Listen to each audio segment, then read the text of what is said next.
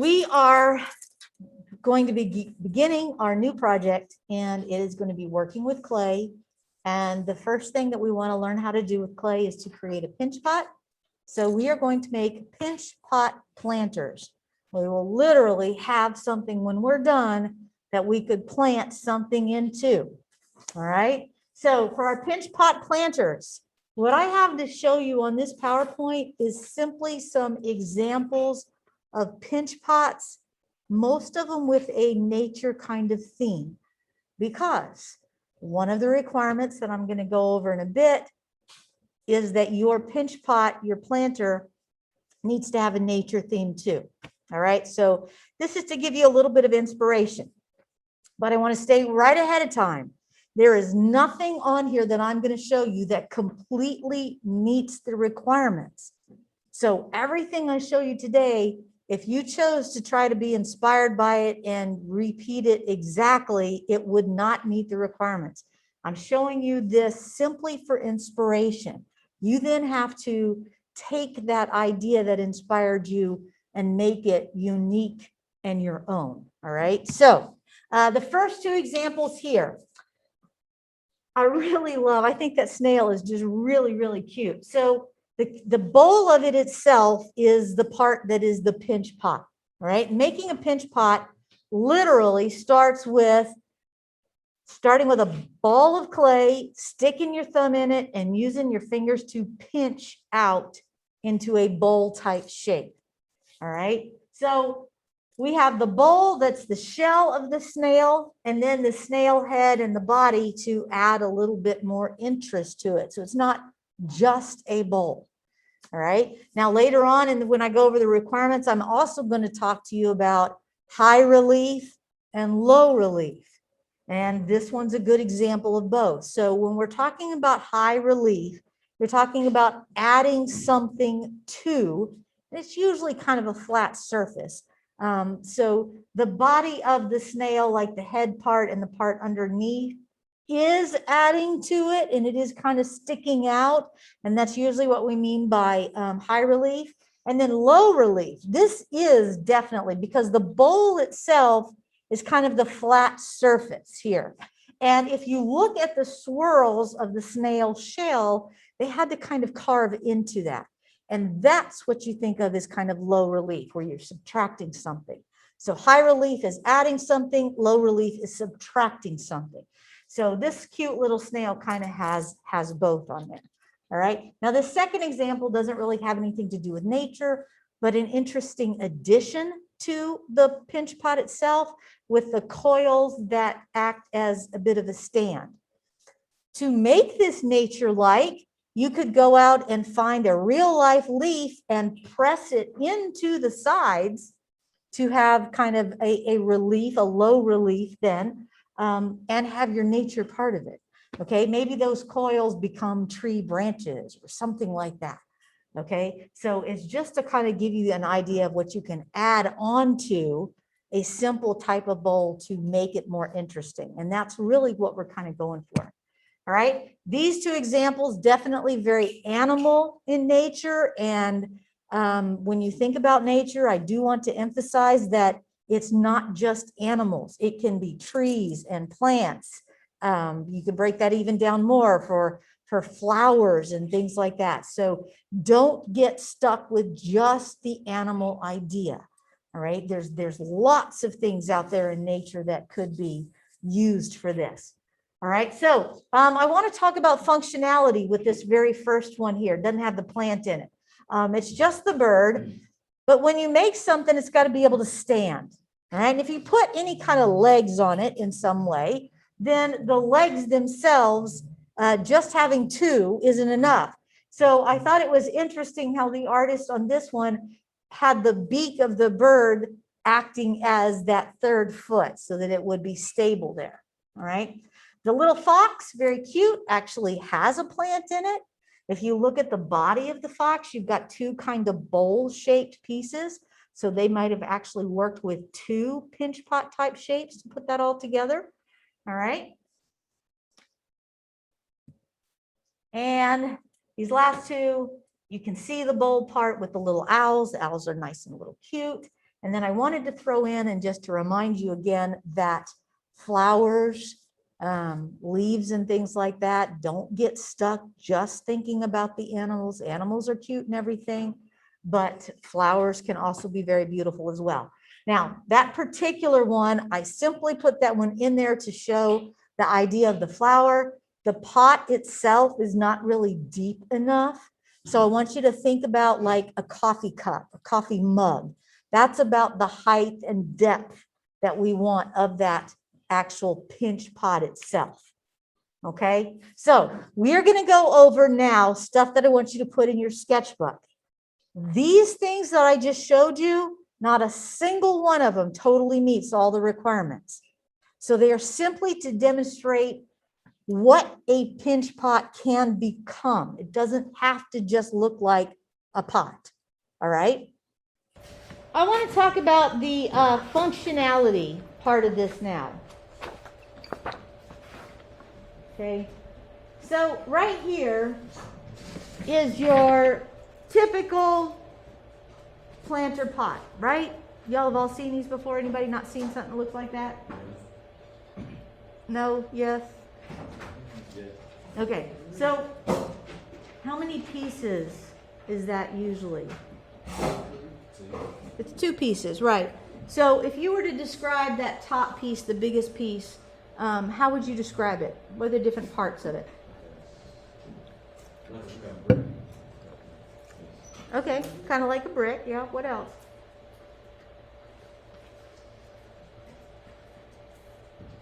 You're looking at it. What do you see?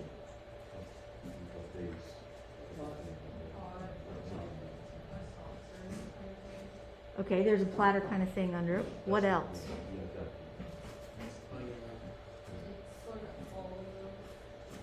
It's what?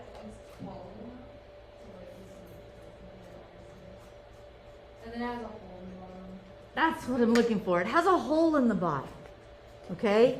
So for this project, I'm looking for functionality. What is the purpose of the hole in the bottom? The water. Okay? So then what's the purpose of the plate that's underneath it? To catch the water. Yes. Okay? So if you're making this planter and we want to plant something in it, and we want to use it indoors, and you're setting it on your countertop, you don't want to water it and then have this puddle of water on your countertop, right? So we're talking about functionality here. When you design yours, you can do it in 2 pieces if you want to. You can put a hole in the very bottom of your pinch pot, and you can make some kind of little plate. It has to have a lip on it to catch the water. If it's just a flat plate, the water still goes off the edge. All right, so it has to have kind of a lip to it to catch it. You can do it in 2 pieces. Or they've got some little bit more modern ones. I have one at home that looks a lot like this, where the pinch pot itself, or the pot itself, is actually attached to the plate. So how do they account for draining the water in it? There's another hole. Where is it? On the side, right. So that's kind of what this is. It's on the side of the actual pot itself, so it drains into the base at the bottom. All right? It's not going to drain onto the countertop. So this is a 1-piece one, and this is a 2-piece one. It is up to you. All right? So when we start talking about, and this is where you're going to draw in your sketchbooks. All right? So get your sketchbooks out. So the title of this is Pinch Pot Planner. Okay, Pinch Pot Planner. And like I said, we want this to actually be a functioning piece of artwork, something you could actually use. All right? Now, as far as date goes, our start date for this is today. We are starting the planning of this today. Because of how this is going to work out as far as introducing it, you are probably going to need some of Monday to also finish the planning. but the planning part is going to be very important. On Tuesday, I want to actually use the clay. You can't use the clay unless you know what you're going to do with it. All right? So the planning has to be done first. So our start date is today, but I'm not putting an end date on there just yet. I would like for us to be finished with this by next Friday. But that may not happen. So I'm going to kind of evaluate where we are at the end of class on Wednesday. And then Thursday, I'll set kind of a finish date for this. All right? What you have to keep in mind with clay is that as you work with it and as you're using it, it's drying out. All right?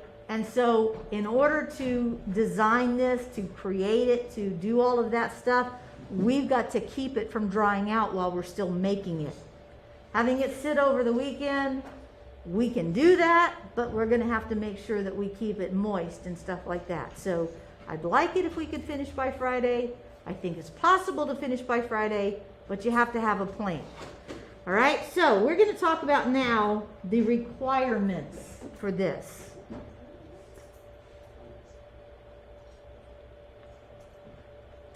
The first requirement is that you make a pinch pot with the correct thickness. Now, when I start demonstrating how to make a pinch pot, we're going to talk more about the correct thickness. The thing about the thickness is people have a tendency to, when they start making the pinch pot, to keep squeezing it together as they go towards the top. And then the thickness of that pinch pot becomes almost as thin as a piece of paper.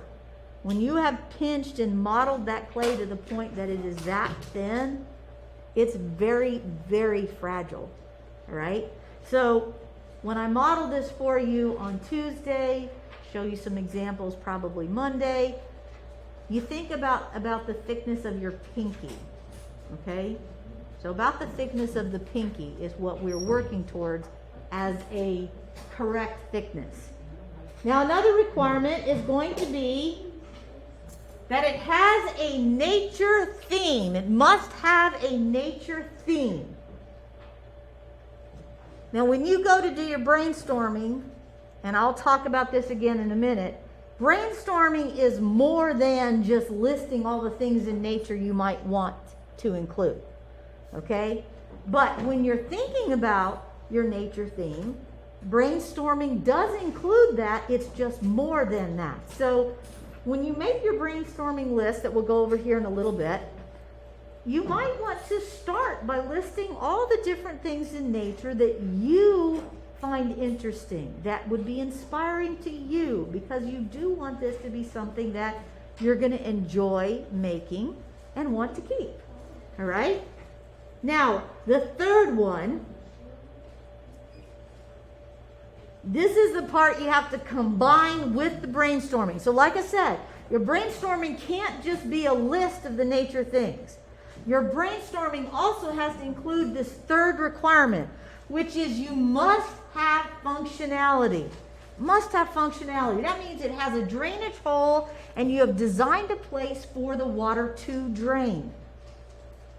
So as you're brainstorming, that means you're looking at and you're thinking about not only what you're going to do this design as, and I'm going to use that example of the fox, but that example of the fox that I showed you did not have a drainage hole, and it did not have a place for the water to actually go. So how am I going to, if I decide I want to do a fox, okay, now I'm not, because I don't want to copy that idea, but if I decided I wanted to do a fox, I would have to change the style of the fox. I'd want to look for something else, but I also got to design a place for the water.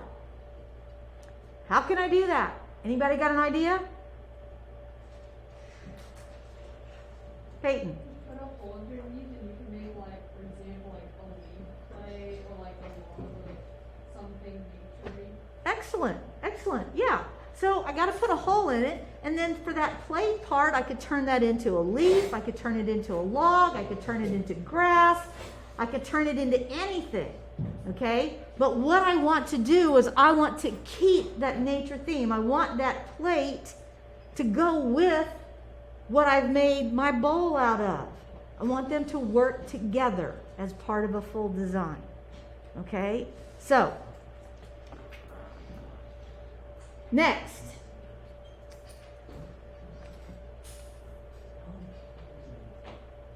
Your pinch pot must have both high relief and low relief.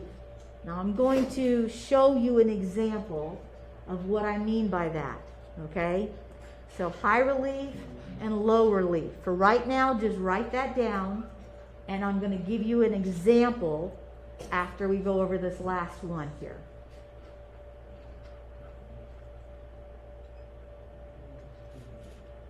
So the last one is cleaning and smoothing of the leather hard clay. So once you have finished making this design, all right, and we're going to let it dry just a little bit. And then the next day we're going to come in, and any parts that would be rough or needed smoothing out, we're going to take care of that before it goes into the final drying process. All right, so make sure you have all of those written down. And then I'm going to show you an example for high relief and low relief. Okay? So, I'm sorry? Are we going to? Oh, yes. Okay, so right here, this is not a planter, but it is a pinch pot. Okay, this was for a different project that I did. It does have a nature theme with the ladybug and the leaves here. All right, now this would not work as a planter because it was just intended to be a very small bowl. All right, and in order for it to work into a planter, I would need this to be much taller. So when you're thinking about the size of what we're going to be creating, I want you to think of it being about the size of a coffee mug. All right? So when we talk about high relief and low relief, these pieces here, like this little ladybug, the ladybug on the inside, these leaves right here, they are raised up from the surface of the clay. That is high relief. Okay? So high relief is these pieces that I added to. So one of the processes that we'll be talking about, I'm going to give you some information on it on Monday, but I'll be demonstrating it on Tuesday, is how you attach a piece of clay to another piece of clay, which is why one of the requirements is high relief, because you've got to attach clay to clay in a specific way so that after it gets fired in the kiln, it doesn't fall off. All right? Now, low relief would be when you carve into the clay.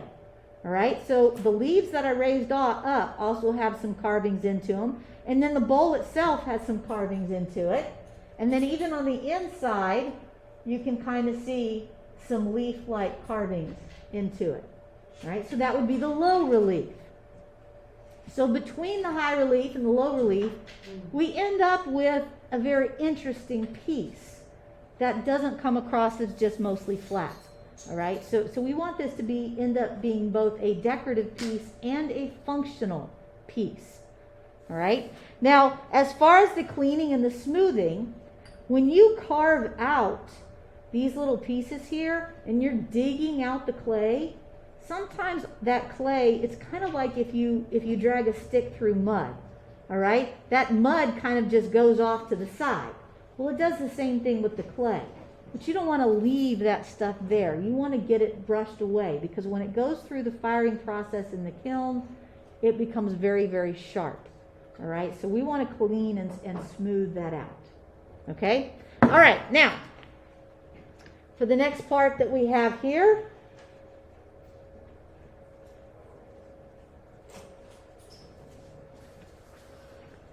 our brainstorming. Now, I don't have anything in this section. This is a section for you to fill out. And I'm going to give you time to fill it out in a minute. But when I was talking about in the requirements to have a nature theme and also to have functionality, when you write out your ideas, those ideas that are here should include both your ideas for nature as well as your idea for how You're going to make it functional. What is that plate going to look like? Is it going to be attached to the actual pot? What's the pot going to be? All right? So these are all things to think about as you are doing your brainstorming and you're writing it down. How are you going to do it? Your materials. I'm giving you this list right here. All right? So for the materials, you're going to need the clay. You're also going to need some kind of plastic bag. Now, your clay itself came in a plastic bag, all right? So my people that are virtually, they picked up a slice of the clay and I put it in a plastic bag for them. You guys have plastic bags inside of your boxes. I have more plastic bags here, but as you are working and as you are building, you probably want to work with, say, like a Walmart plastic bag that we can just twist at the top and it's easy to put your project into it. All right? Now this plastic bag is so that we keep it from drying out. All right? Now at the end of each day, we probably want to put a little bit of water in there, and I do mean just a little bit. A quick little spray of water, a quick little flick of water, and then we want to make sure it's sealed up really good. This is especially important if you have a big chunk of clay that you haven't used yet. All of your clay needs to be sealed up so it's not exposed to the air. That's the purpose of the plastic bag. You will need to be working with some water. You will use some water to actually be smoothing some stuff out. You'll use water when you are closing this up to make sure it keeps its moisture. And clay tools. Now, clay is essentially very refined mud, all right? So, you know, you can make all kinds of mark. I mean, just walking in the mud with tennis shoes on leaves a mark in the mud. So clay tools can be actual tools that are designed for clay, which I have some of those, or they can be things that you just find around the house. All right, so most of my tools are wooden, and they are just designed to help you move the clay around. But this is a hand building technique. So most of what you're going to be doing as you shape your clay is going to be using your hands.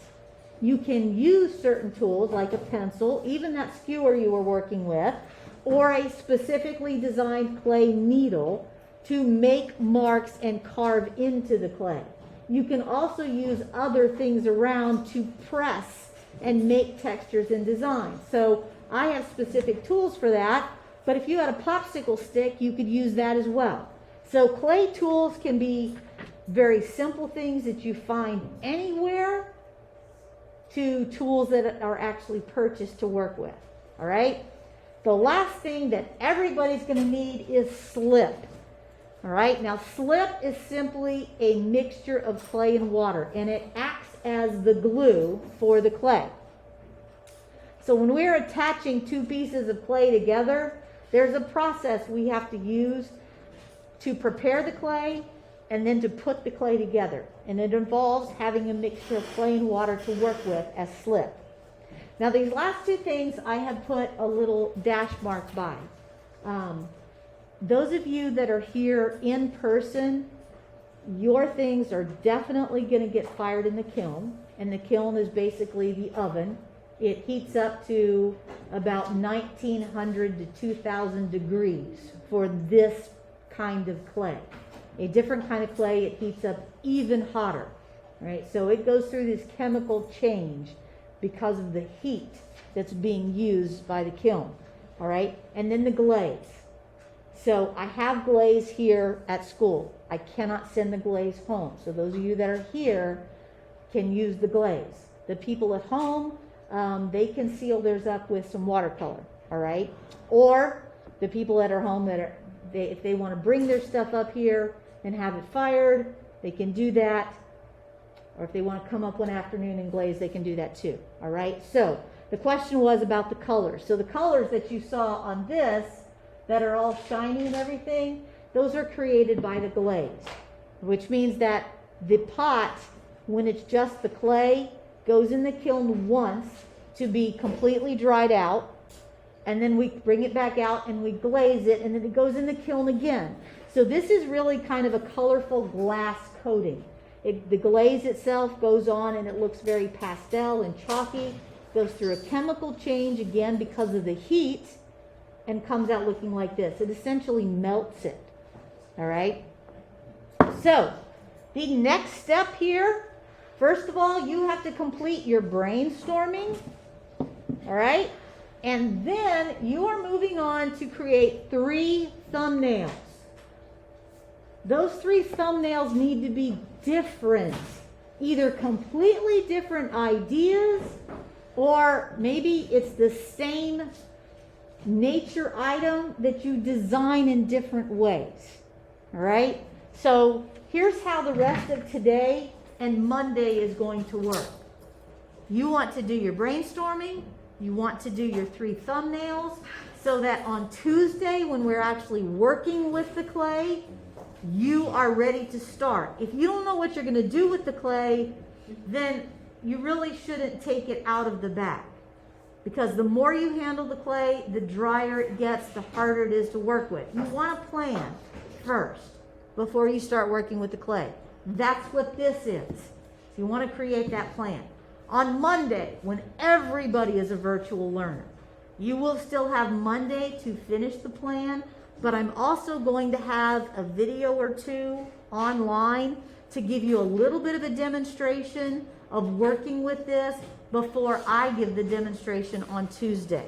And there'll probably be a little quiz associated with what you see, because I want you to have a little bit of an idea, and I want you to actually start on Tuesday. So I would like my demonstration on Tuesday to be a fairly quick demonstration, and for you to have a little bit of an idea when you come in of what you'll be doing. All right? So you have the rest of this, which is only a short amount of time. You have the rest of this time to work on your brainstorming and your thumbnails. All right? And then on Tuesday, we'll actually start working with clay.